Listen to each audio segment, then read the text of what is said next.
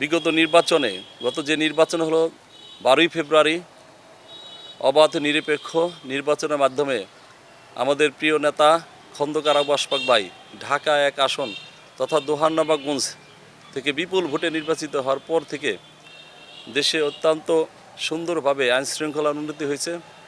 দ্রব্যমূল্যের মূল্য ঊর্ধ্বগতি থেকে নিম্নগতিতে আসছে এবং দেশে যে বিগত আওয়ামী লীগ সরকারের আমলে যে চাঁদাবাজি, বালু ব্যবসায়ী, মাদক ব্যবসায়ী এবং মাদক সেবনকারী মাদক বিক্রেতা সেখান থেকে অনেকে সরে আসছে এবং আইনশৃঙ্খলার উন্নতির কারণে সবাই কোণঠাসা হয়ে আসছে। আলহামদুলিল্লাহ আমরা ভালো আছি আগের চেয়ে এবং জনগণও ভালো আসছে। বিশেষ করে আমাদের মাননীয় প্রধানমন্ত্রী জননেতা জনাব তারেক রহমান ওনার যেই নির্বাচনের প্রতিশ্রুতি ছিল 31 দফা বাস্তবায়নের যেই প্রতিশ্রুতি জনগণের মাঝে দিয়েছিলেন ইতিমধ্যে তা বাস্তবায়নের লক্ষ্যে কাজ করে যাচ্ছেন। বিশেষ করে ফ্যামিলি কার্ড আপনারা জানেন ইতিমধ্যেই ফ্যামিলি কার্ড আগামী যে 10 তারিখ মার্চের 10ই মার্চে পরীক্ষামূলকভাবে ঢাকার বিভিন্ন অঞ্চলে হতদরিদ্রের মাঝে এবং মধ্যবিত্ত নিম্ন মধ্যবিত্ত সকলের মাঝে এই ফ্যামিলি কার্ড বিতরণ শুরু হবে। উনি যে কথা দিয়েছিলেন জনগণ সেই কথার বাস্তবায়নের সুফল পাবে আশা করি। ইতিমধ্যেই আমাদের এই বাংলাদেশে আইন শৃঙ্খলার উন্নীত হয়েছে। বিশেষ করে যে সকল চাঁদাবাজ ছিল তারাও পালিয়ে বেড়াচ্ছে এবং আমাদের সরকার যে কথা দিয়েছে সেই কথা বাস্তবায়ন করা শুরু করছে। বিএনপিকে কোণঠাসা করার জন্য এই ধরনের প্রোপাগান্ডা চালু করছিল। দেখেন আওয়ামী লীগ সরকার আমলে আওয়ামী লীগের মন্ত্রীরা কিন্তু বলেছিল যে যদি আওয়ামী লীগ পতন হয় বা বিএনপি ক্ষমতায় আসে এক রাতে লক্ষ লক্ষ লোক মেরে ফেলবে। আসলে কি মেরে ফেলছে? আমাদের দোহার থানা বিশেষ করে আমাদের এই দোহার-নবাবগঞ্জে একটিও নির্বাচনী সহিংসতার ঘটনা ঘটে নাই।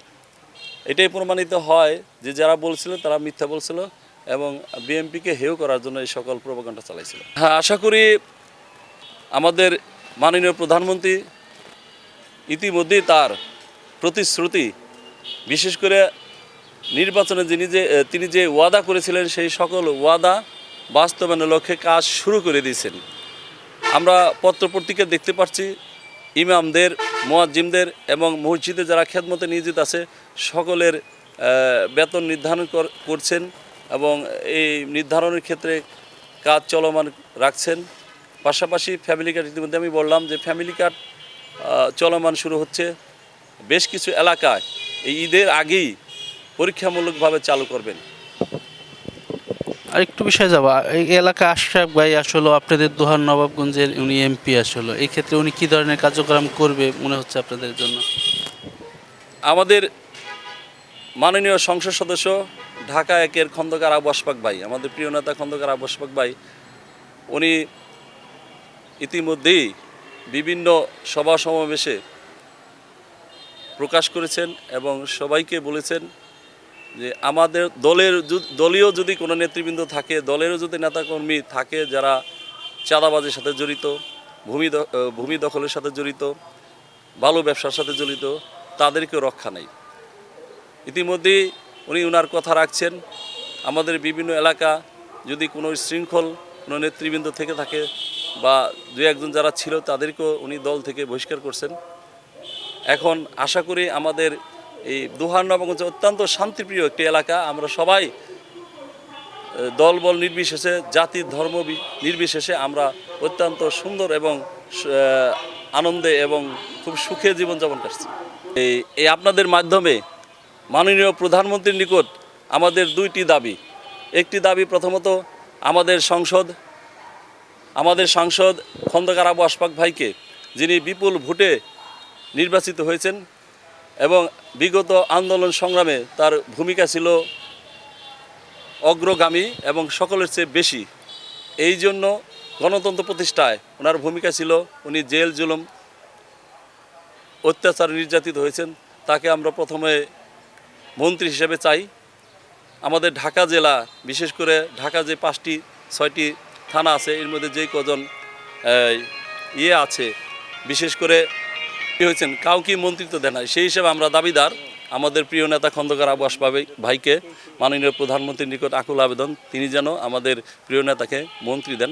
পাশাপাশি বিশেষ করে আপনি যেটা বললেন, ঢাকা জেলা মহিলা দলের সংগ্রামী সভাপতি এবং দোহার উপজেলা পরিষদের সাবেক ভাইস চেয়ারম্যান ও সাবেক ভারপ্রাপ্ত চেয়ারম্যান, জননেত্রী, উনি মানবতার নেত্রী, উনাকে আমরা জাতীয় সংসদে এবছরই সংরক্ষিত মহিলা আসনে এমপি হিসাবে আমরা তাকে পেতে চাই। তাকে এমপি করলে উনি যে ভাইস চেয়ারম্যান থাকা অবস্থায় যে সকল উন্নয়ন কর্মকাণ্ড করেছেন এবং মানুষের পাশে গিয়ে দাঁড়িয়েছেন, উনি মসজিদ, মাদ্রাসা, এতিমখানা সকলের পাশে গিয়ে দাঁড়াইছেন এবং ওনার ওই মহিলা ভাইস চেয়ারম্যান থাকা অবস্থায় ওনার স্বল্প পরিসর থেকেও উনি দেশের উন্নয়ন এবং দোহারের রাস্তাঘাট মেরামত থেকে উন্নয়ন করেছেন। আশা করি ওনাকে যদি এমপি হিসেবে আমরা পাই, তাহলে আমরা আরও ওনার মাধ্যমে দোহারের এলাকার জনসাধারণ অনেক উপকৃত হবে এবং উন্নয়নের ধারা উনি অব্যাহত রাখবে। এই জন্য ওনাকে আমরা এমপি হিসাবে পেতে চাই।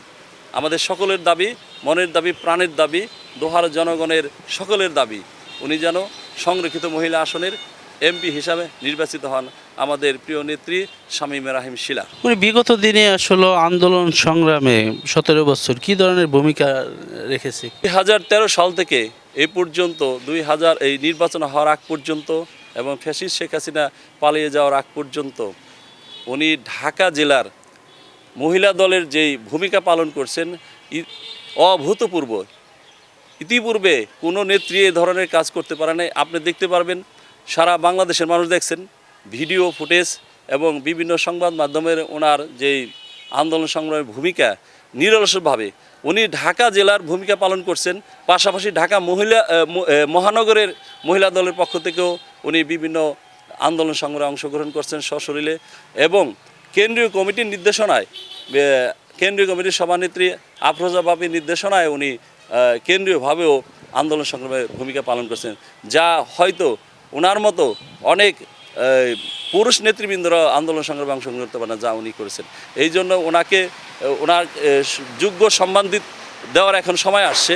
ওনাকে যদি এমপি হিসাবে নির্বাচিত করে, সংরক্ষিত মহিলা আসনের এমপি হিসাবে নির্বাচিত করা, তাহলে উনি যে পরিশ্রম, নিরলসভাবে পরিশ্রম করছে, সেই পরিশ্রমের হয়তো সুফল ওনার উপরে সুবিচার করা হবে।